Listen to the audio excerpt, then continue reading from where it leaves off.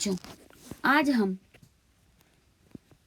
हिंदी व्याकरण में समास के बारे में जानेंगे। क्या है समास और क्या है इसके भेद। डाक गाड़ी, डाक के लिए गाड़ी। यहाँ पर शब्द में के लिए विभक्ति का लोप हो गया और डाक गाड़ी बन गई। राजा का महल का लोप होने पर राजमहल बन गया। परस्पर संबंध रखने वाले दो या दो से अधिक शब्दों के संक्षिप्त मेल को समास कहते हैं। समास रचना से बना हुआ समस्त पद कहलाता है। इन्हें समासिक भी कहते हैं। समास रचना में दो पद होते हैं, जैसे डाक गाड़ी में डाक शब्द पूर्व पद और गाड़ी उत्तर पद है। अब हम जानेंगे समास के भेद।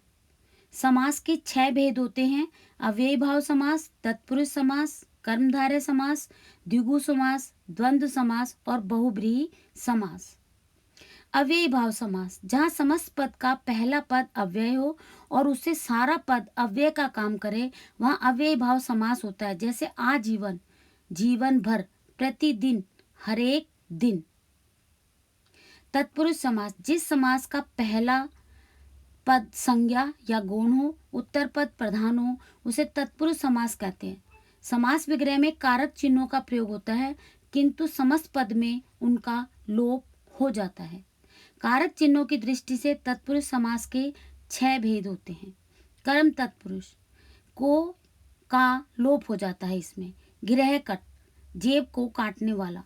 करण तत्पुरुष से का लोप हो जाता है। रेखांकित, रेखा से अंकित। मन चाहा, मन से चाहा। संप्रदान तत्पुरुष के लिए का लोप हो जाता है। रसोई घर, रसोई के लिए घर। रहा खर्च, रहा के लिए खर्च। अपादान कारक से का लोप होता है, जैसे धनहीन, धन से हीन। संबंध तत्पुरुष में का के की का लोप होता है, जैसे गंगा जल, गंगा का जल। अधिकरण तत्पुरुष में और पर का लोप हो जाता है। आनंद में मग्न, आनंद मग्न। आप पर बीती, आप बीती। अब हम बात करेंगे कर्मधारय समास की। इस समास में दूसरा पद प्रधान होता है। पहला पद विशेषण और दूसरा पद विशेष्य होता है। जैसे महादेव, महान है जो देव। द्विगु समास, इसमें उत्तर पद प्रधान होता है और पहला पद संख्यावाची होता है। जैसे चौराहा, 4 राहों का समूह। द्वंद्व समास, जिस समास में दोनों पद प्रधान हो उसे द्वंद्व समास कहते हैं। जैसे पाप और पुण्य।